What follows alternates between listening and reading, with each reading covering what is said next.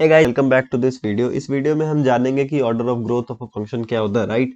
तो सबसे पहले हम देखेंगे कि मैथमेटिकल वे क्या है ऑर्डर ऑफ ग्रोथ कैलकुलेट करने का, और at the end of the video मैं आपको बता दूंगा कि डायरेक्टली हम किसी भी फंक्शन को देख के उसकी ऑर्डर ऑफ ग्रोथ को कैसे बताते हैं, राइट। तो सबसे पहले प्रीवियस लेक्चर में हमने बात किया था कि how we can analyze algorithm, right. और हमने देखा था कि एक एल्गोरिदम को एनालाइज करने के लिए हमने बहुत ही बेसिक मेथड का यूज किया था, दैट इज ग्राफिकल मेथड।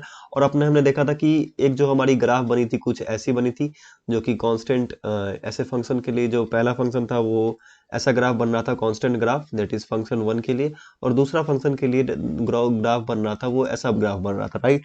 तो इस पॉइंट के बाद ये फंक्शन जो है सो ज्यादा अच्छा था, तो हमने बताया कि ये जो फंक्शन वन है ये ज्यादा अच्छा है as compare to function to.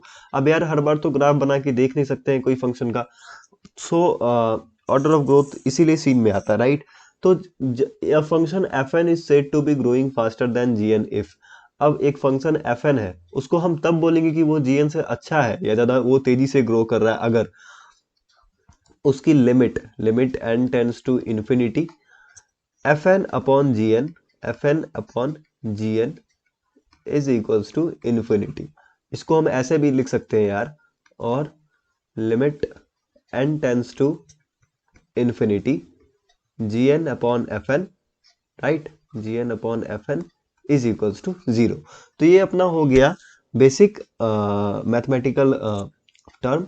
तो बेसिक आइडिया क्या है, the idea is if order of growth of the function which represent time taken by an algorithm is more to another algorithm then we say that this algorithm is a bad algorithm. अगर मान लो कि क्या है कि अब कैसे यार किसी एल्गोरिदम को बैड एल्गोरिदम बोलेंगे। मान लो ये कि जीएन फंक्शन है, एक एफएन फंक्शन है, अगर जीएन ज्यादा टाइम लेगा एफएन से तो ये जाहिर सी बात है ये बैड एल्गोरिदम है। अगर एफएन ज्यादा टाइम लेगा जीएन से तो ये क्या हो जाएगा, बैड एल्गोरिदम हो जाएगा एज कम्पेयर टू जीएन। तो इसमें हमने बस दो एजम्पशन माना है कि जो एन है वो जो है so obvious for obvious reason, अगर आपने प्रीवियस लेक्चर देखा होगा तो एन जो है सो ग्रेटर देन जीरो होगा। सिमिलरली एफ एन और जी एन भी, सॉरी एफ एन और जी एन भी greater than equals to zero होगा, राइट। तो this was the mathematical term. Now what we are going is we are going to take one example, right. और मैं आपको उस example से समझा दूंगा कि बाय मैथमेटिक्स हम कैसे कैलकुलेट कर देते हैं, कर सकते हैं किसी फंक्शन का ऑर्डर ऑफ ग्रोथ। सबसे पहले ब्लैक पेन ले लेते हैं, क्वेश्चन लिख देते हैं यहाँ पे। तो एक फंक्शन है f n function which is equals to n square plus n plus six, right. और एक फंक्शन है that is g n which is equals to two n plus five. तो यहाँ पे हमने, आप देख सकते हो, दो फंक्शन ले लिया है, और इसमें सिमिलरली हमें कंपेयर करना है कि अगर हमें ऑर्डर ऑफ ग्रोथ कंपेयर करना है तो limit n tends to infinity two n, that is sorry यहाँ पे आसानी से लिख देता हूँ, g N upon F n जो होगा अपना वो क्या हो जाएगा, जीरो के इक्वल। क्योंकि जो हमने देखा था limit as n tends to infinity g N upon F n क्या होता था, जीरो, या एफ एन अपॉन जी एन जो है सो इन्फिनिटी के इक्वल होता था। तो यहाँ पे हमने ये पॉइंट ले लिया है, G N upon F N is equals to zero. अब हम क्या करेंगे यार, इस पे इसको n से क्या करेंगे, n स्क्वायर से डिवाइड कर देंगे। सो डिवाइडिंग बाई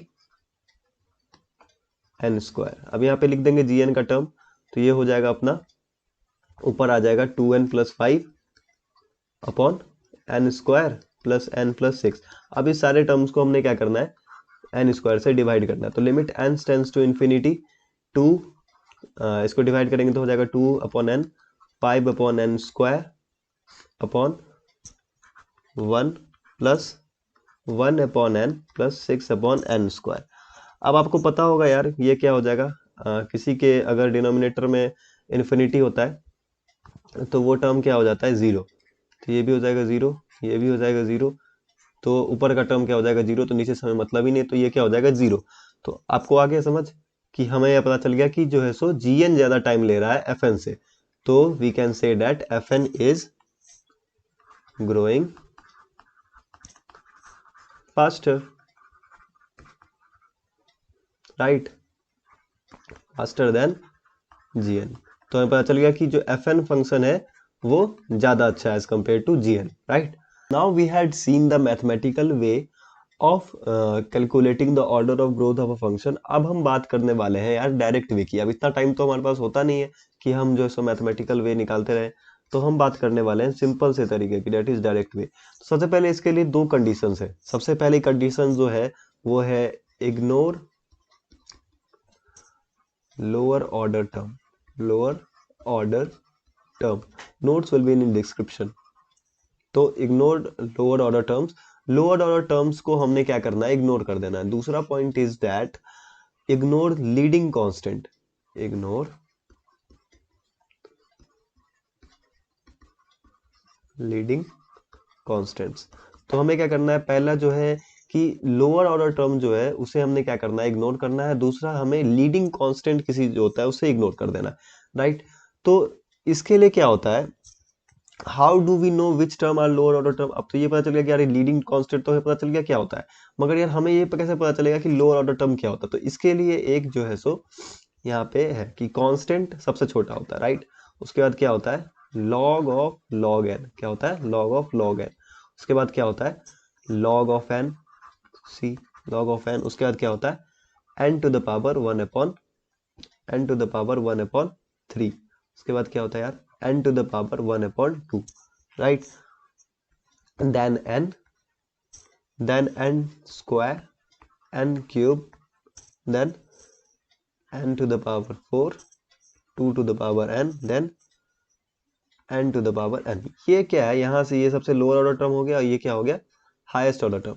तो ये क्या होता है, अगर मान लो किसी फंक्शन है, जैसे लेट्स सपोज एक एग्जांपल ले लेते हैं यहाँ पे, और यहाँ पे मैं आपको बता दूंगा कैसे कैलकुलेट करता है.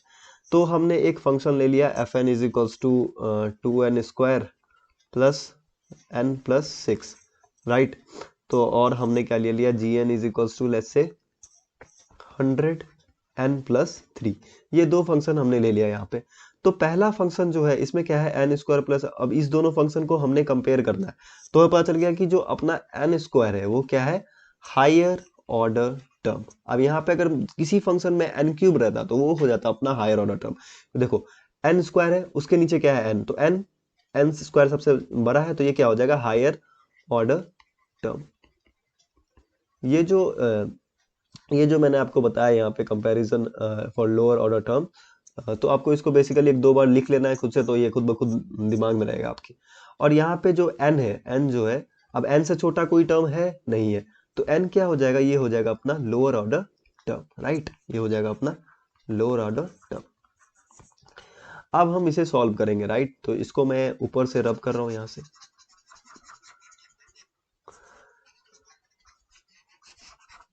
या अब हम क्या करेंगे, इस दोनों फंक्शन को एक बारी लिखेंगे. तो हमें पता चल गया कि f n order of growth is n square. इसका ऑर्डर ऑफ ग्रोथ क्या हो जाएगा, f n order of growth is n square.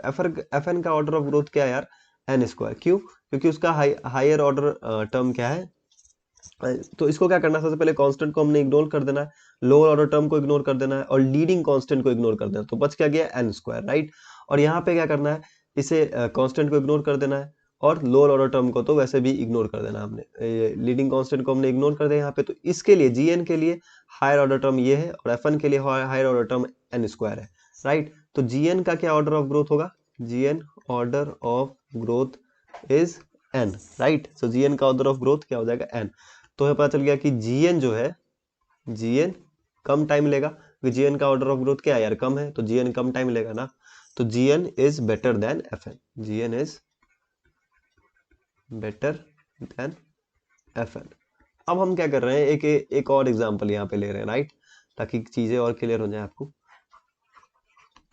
हम क्या कर रहे हैं, यहाँ पे एक फंक्शन ले रहे हैं, FN is equals to C1 log n, C1 log n. यहाँ मैंने C1 stands for some constant, C2, और Gn हमने लिया यहाँ पे as C3n plus C4 log of log n plus C5, right.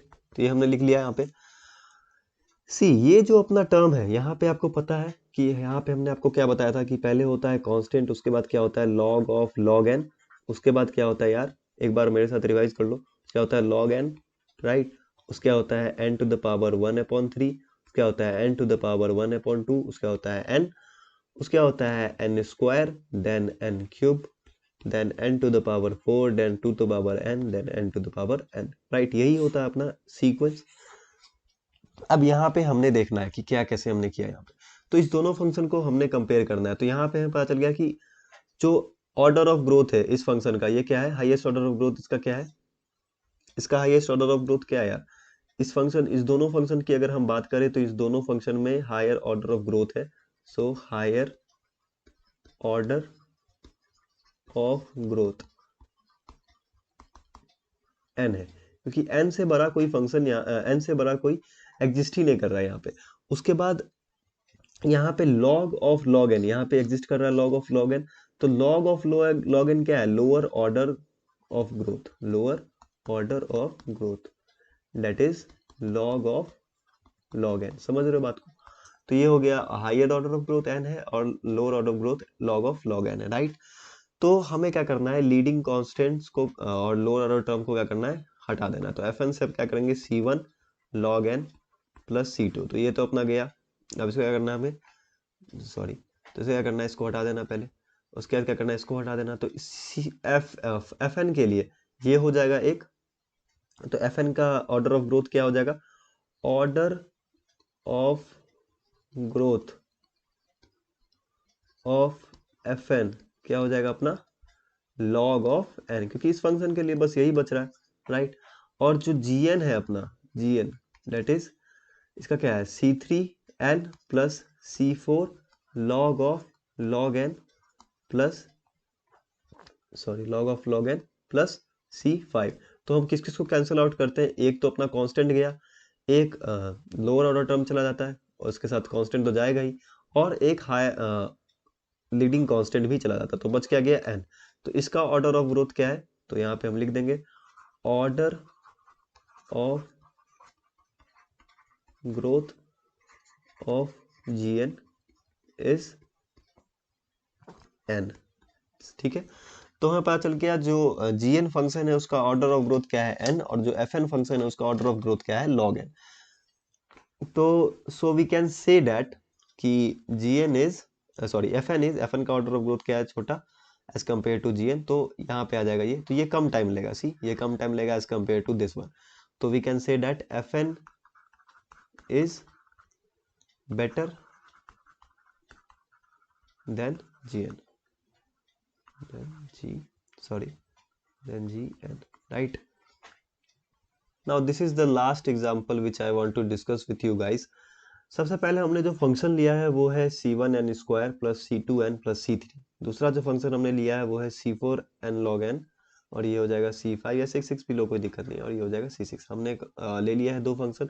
अब इस दो फंक्शन को हमने सबसे पहले कंपेयर करना है और इस दोनों फंक्शन में देखना है कि जो हाईएस्ट ऑर्डर टर्म है वो कौन है। तो सबसे पहले पता चल गया कि हाईएस्ट ऑर्डर टर्म अपना क्या है, एन स्क्वायर। अब इतना तो आप समझ ही गए होंगे। सबसे पहले आप चाहो तो इसे स्क्रीन पॉज करके, वीडियो पॉज करके आप इसको खुद से ट्राई कर सकते हो। तो एन स्क्वायर क्या हो जाएगा, हाईएस्ट ऑर्डर टर्म, ठीक है।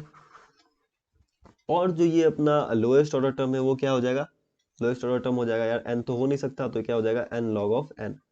तो हो जाएगा एन लॉग ऑफ एन। तो ये क्या हो जाएगा, lowest order term, order term, ठीक है। तो ये हो जाएगा अपना लोएस्ट ऑर्डर टर्म। इसको एक बार लिख देते हैं, साइड कर देते हैं, राइट। अब हम क्या कर रहे हैं, यहाँ पे क्या करेंगे, एफ को लिख देंगे और इसमें लीडिंग कांस्टेंट को हटा देना है, लीडिंग कांस्टेंट को हटा देना है और लोअर लिमिट को हटा देना। तो ये C3 गया, ये भी गया, और बच क्या गया, ये भी कांस्टेंट चला गया और बच गया बस, क्या बच गया, ये एन स्क्वायर बच गया, राइट। ये बस एन स्क्वायर बच गया। तो इसका जो ऑर्डर ऑफ ग्रोथ है वो क्या हो जाएगा, एन स्क्वायर, ठीक है। ऐसे ही आपको सॉल्व करना है, राइट। और ये C4 जो फंक्शन है, C4 फंक्शन, इसमें क्या क्या हट जाएगा, ये हट गया, ये हट जाएगा, ये हट जाएगा और ये भी हट जाएगा। तो बच क्या गया यार, एक n बच गया, राइट। सी बस n बच गया और इसमें क्या बच गया, एन स्क्वायर। तो इसका ऑर्डर ऑफ ग्रोथ क्या हो जाएगा, n। तो हमें पता है कि n अच्छा है as compare to n square. तो gn is better than fn। So I hope कि आपको ऑर्डर ऑफ ग्रोथ क्लियर हो गया होगा। अगर आपको ये वीडियो अच्छी लगी तो make sure you share with your friends. I hope you like this video. Till then, thank you and have a very nice day.